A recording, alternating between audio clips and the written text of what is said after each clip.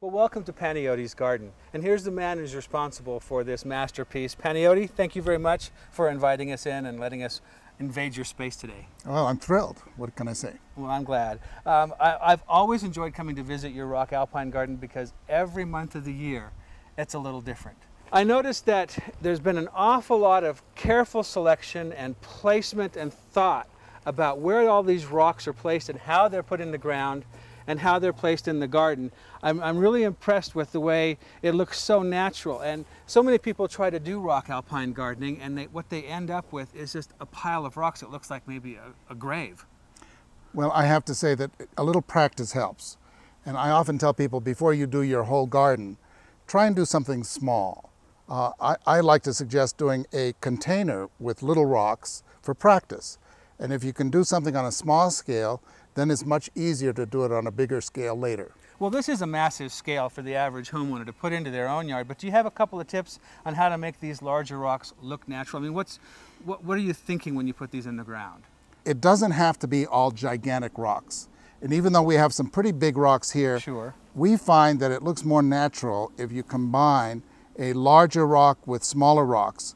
And so I always tell people that it's important to have rocks of different sizes, and then also to cluster them in ways that look like it's a big rock that's disintegrating. But if they're all the same size, it looks a little bit too uniform, although it is important to keep the same kind of rock. That's what I noticed. All the rock in here is of the same type of rock, and I like the way you have some rocks are touching, some rocks have space between them. It's not uniformly spaced, so you have 6 inches between the rocks all the way around. I noticed that you've used gravel instead of what a lot of us would use would be bark mulch instead. They generally are plants that are growing in a little bit more open areas, and they prefer the gravel because it doesn't have as much fungus and the kinds of things that occur where you have decaying organic matter. So it drains really well and keeps the crown of the plant drier? Yeah, and it's more sterile. So it's important it keeps that crown, it doesn't have all sorts of microbes near that crown. Gotcha. And they matter for these plants. I think we ought to mosey on over here to the sunnier area.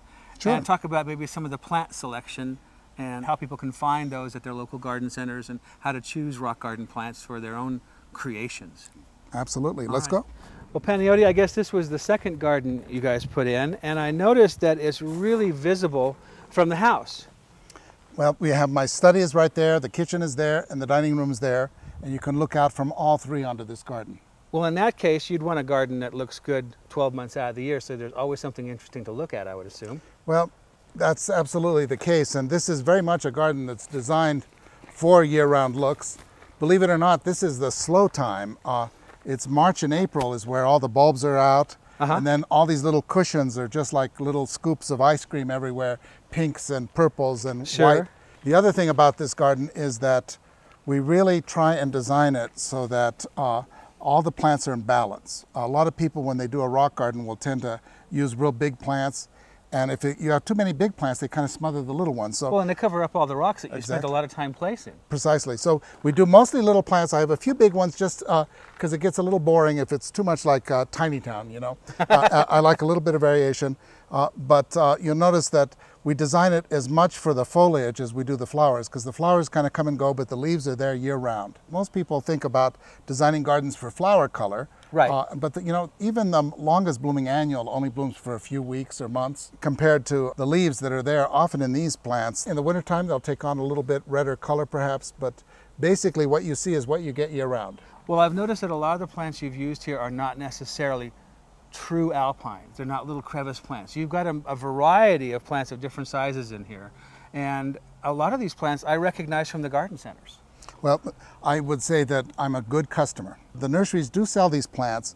Now, the one key important thing that when you're looking in the nursery is to make sure you look at those labels and see how big they are, because you want to get the smaller ones. We'll look for things like ice plants and, oh yeah, I see a lot of oreganos blooming throughout the garden here. There's some dwarf penstemons, there's a scarlet pimpernel, there's a dwarf daphnes.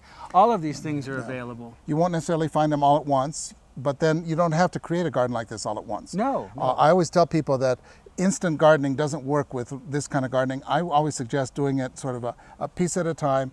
The nice thing about it is once you have it done and planted, you don't have to replant this all every year by any means. Many of these plants have been here for 10, 15 years already. Yeah, you said this garden was 15, 16 years old. Exactly. So you do have to have a little patience in putting it together. Panyoti, thank you so much for opening up your garden today and taking the time to walk through and explain some of the things that you've done out here. We really appreciate your time. Well, thank you, Keith, and I'm so thrilled you finally came.